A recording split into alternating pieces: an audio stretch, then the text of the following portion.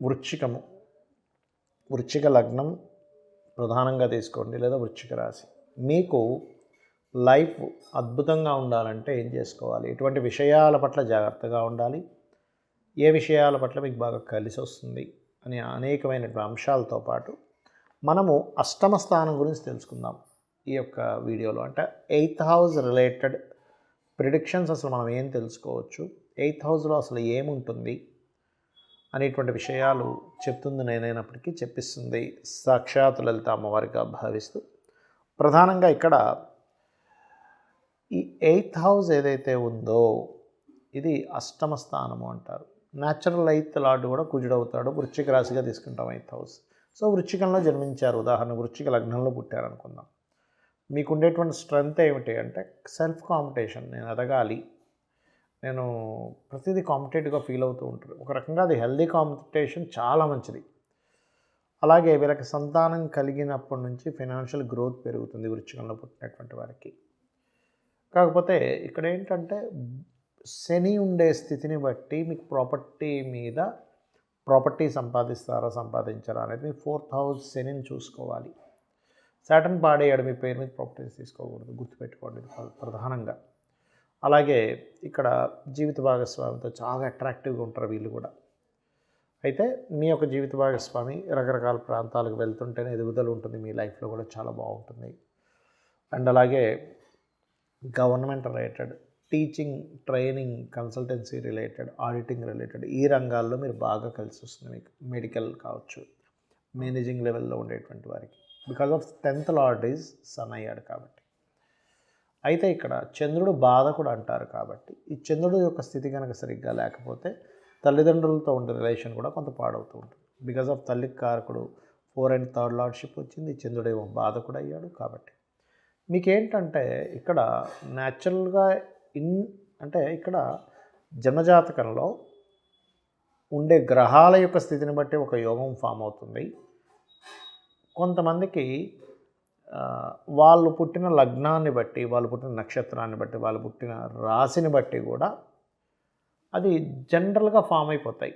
అంటే స్థిర యోగాలను కొన్ని ఉంటాయి. ఆ స్థిర యోగాలు పర్టికులర్గా మీకు షేర్ మార్కెట్ స్థిర యోగం ఉంటుంది. అయితే ఈ షేర్ మార్కెట్లో మీరు రాణిస్తారా రాణించరా అనేది మీరు పుట్టినప్పుడు ఉన్నటువంటి గ్రహాలని పరిశీలన చేసి 2, 5, 8, 11 కాంబినేషన్స్ బాగుండి కనీసం ఒక విపరీత రాజయోగం లేదా నీచభంగ రాజయోగం ఉన్నట్లయితే అద్భుతంగా ఉంటుంది.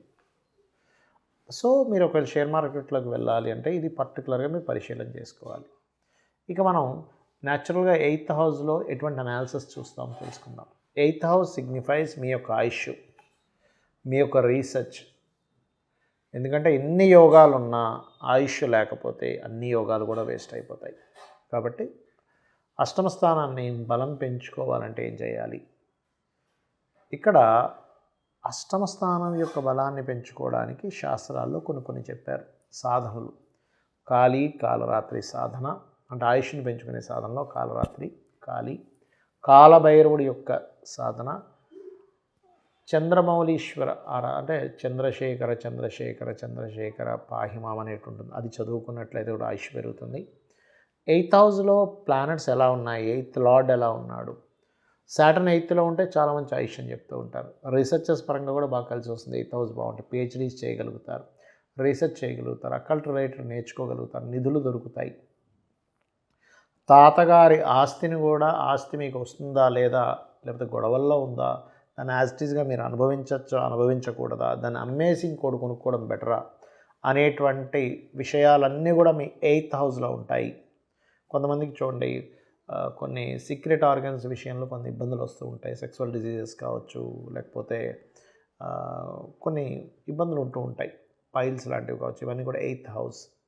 లేడీస్కి పర్టికులర్గా మెన్స్ట్రువల్ రిలేటెడ్ ఇష్యూస్ కూడా 8th హౌస్ వల్ల వస్తూ ఉంటుంది. దీర్ఘరోగాలు, యాక్సిడెంట్స్ పర్టికులర్గా అంటే మీకు పలానా ఇయర్లో పర్టికులర్ మంత్స్లో యాక్సిడెంట్ ప్రోన్ ఉంది అన్నప్పుడు ఆ టైంలో మీరు 8th హౌస్ రిలేటెడ్ సంబంధించిన గ్రహాలు ఏవైతే ప్రభావితం చేస్తున్నాయో ఆ గ్రహాలకు సంబంధించిన దాన ధర్మాలు ఇవ్వడం ద్వారా మీరు యాక్సిడెంట్స్ నుంచి తప్పించుకోగలుగుతారు.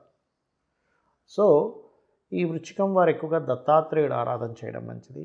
ఎయిత్ హౌస్ రిలేటెడ్ సంబంధించిన విషయంలో ఈ యొక్క అంశాలు తెలుసుకోవచ్చు. చాలామంది జాతకం చూపించుకోవడము, జాతక చక్రం గురించి తెలుసుకోవడం అంటే కేవలం దోషాలు ఇవి మాత్రమే అనుకుంటారు. నాకు చాలామంది కూడా జాతకం చూపించుకున్నప్పుడు అడుగుతుంటారు, ఏమండి నాకేమైనా దోషం ఉందా? ఎస్, అది కూడా వన్ ఆఫ్ ది పార్ట్. కానీ కేవలం దోషాల గురించి మాత్రమే తెలుసుకోవడం జాతకం కాదు, గుర్తుపెట్టుకోండి. అంటే అలాగా ఇప్పుడు మనకి ఏలినాటి శని నడుస్తుందా అండి? ఏలినాటి శని వల్ల ఏంటి ఇబ్బంది ఉంటుంది? అర్ధాష్టమ శని వల్ల ఏమిటి? అష్టమ శని వల్ల ఏమిటి?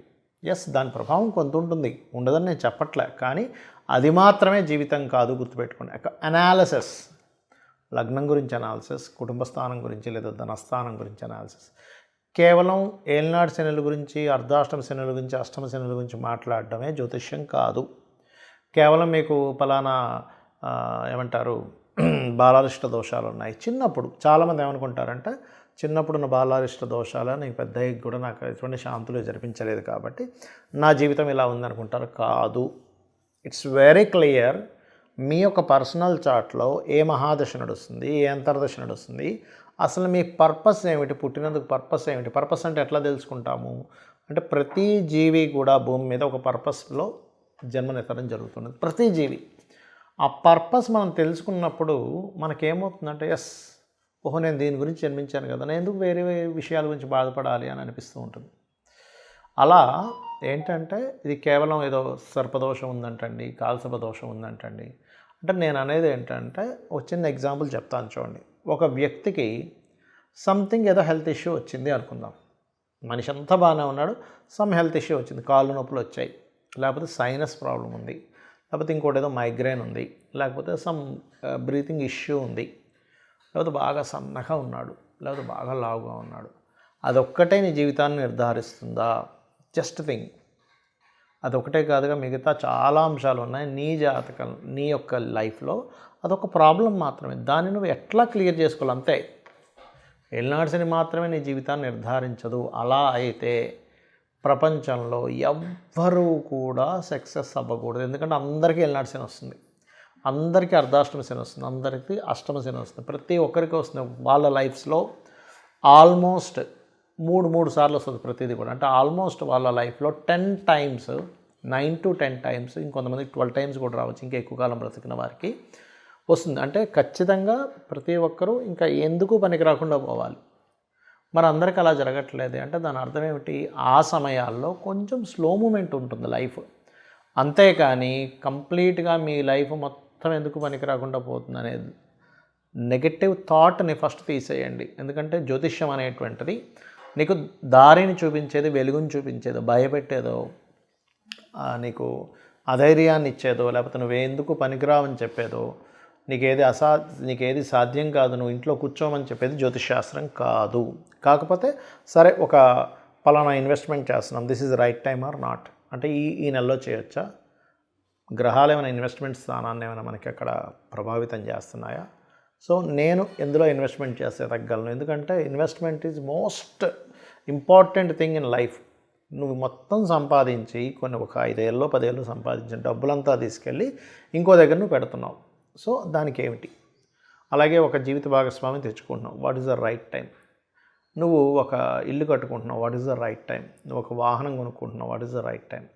అలాగే నువ్వు పలానా ఒక విద్యను నేర్చుకుంటున్నావు, what is the right time.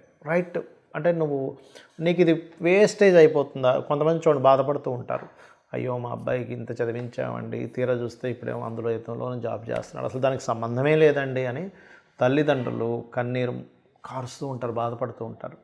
So ఇటువంటి నీ లైఫ్కి ఎదగడానికి ఏవేవైతే ఉన్నాయో అవన్నిటిని అనాలిసిస్ చేసి చెప్పేది జ్యోతిషాస్త్రం. ఏలినాటి శని ఉంది, నాకేమీ పనికిరాదు, అమ్మో నాకు సర్పదోషం ఉందన్నారు, నాకు ఏది కలిసి రావట్లేదు, అమ్మో నాకు పలానా అయితే అన్నారు. కాదు, నువ్వు ఒక ప్రాపర్టీ, మీ యాన్సిస్టర్స్ ప్రాపర్టీ క్యారీ చేసేటప్పుడు దాన్ని యాజ్ ఇట్ ఈస్గా నువ్వు అనుభవిస్తే బాగుంటుందా, లేకపోతే దాన్ని అమ్మేసి ఇంకోటి కొనుక్కుంటే బాగుంటుందా? ఇట్లా అనేకమైనటువంటి విషయాల్ని నీ యొక్క కర్మని తగ్గించుకోవడానికి నువ్వు ఏ దేవత ఉపాసన చేయాలి, నీ యొక్క తత్వంలో ఎలా మార్చుకోవాలి, నువ్వు ఎలా ఉంటే నీ లైఫ్ చాలా బాగుంటుంది అని ఒక డీటెయిల్డ్ అనాలిసిస్ ఇచ్చేది, ప్రతి భావం గురించి ఒక డీటెయిల్డ్గా చెప్పేటువంటి అంశం ఏదైతే ఉందో దట్ ఈజ్ యాస్ట్రాలజీ, గుర్తుపెట్టుకోండి. అంతేగాని ఏదో నాకెందుకు పనికిరాదు, నా జీవితం ఇంతే అని మాట్లాడుకోవడానికి అస్సలు ఆస్ట్రాలజీ కాదు. ఇందులో 2 రకాలు ఉంటాయి. ముండైన ఆస్ట్రాలజీ అంటే ఏంటి, ఈ 2026లో ఎట్లా ఉన్నాయి గ్రహాలు. ఇందులో గోచార గ్రహాలు ఏమిటి అంటే, గోచార గ్రహాలు మనకు చెప్పుకుంటూ ఉంటాం. మేషరాశి వారికి ఈ నెల ఇలా ఉంటుంది, ఈ పక్షంలో ఇలా ఉంటుంది, ఈ వారంలో ఇలా ఉంటుంది. అవన్నీ బయట ఉండేటువంటి గ్రహాల యొక్క ప్రభావం ప్రపంచం మీద, మనుషుల మీద, సర్వ జీవరాశుల మీద ఎలా పడుతుందని చెప్పేది మాత్రమే అది. అంతేగాని అదే పూర్తి జీవితం కాదు. ఇది బాగా అర్థం చేసుకోండి. చిన్న చిన్న దోషాలు ఉన్నాయి, దోషమే మీ జీవితం కాదు. ఆ దోషాల్ని చిన్న మంత్రంతో, ఇది కలియుగం కాబట్టి ఈ కలియుగం పరంగా మీరు చిన్న చిన్న దానాలు, చిన్న చిన్న మంత్రాలు చేసుకుంటూ, చిన్న నామస్మరణ చేత, కేవలం నామస్మరణ చేత మీ జీవితాన్ని అద్భుతంగా మార్చుకోవచ్చు. గుర్తుపెట్టుకోండి. కాబట్టి మనందరం కూడా ఆ అమ్మవారిని ప్రార్థిద్దాం. అమ్మ, నేను తెలుసో తెలియకో పూర్వజన్మల్లో ఒక అజ్ఞానంలో కర్మ చేసి ఉంటాను. నీ పాదాలు పట్టుకుంటున్నాను, నన్ను నువ్వు గట్టెక్కించు అని అమ్మని కనుక మనస్ఫూర్తిగా కనుక మీరు చేయగలిగితే ప్రార్థన, ఖచ్చితంగా అమ్మవారు మిమ్మల్ని చూసుకుంటుంది. శ్రీమాత్రే నమః.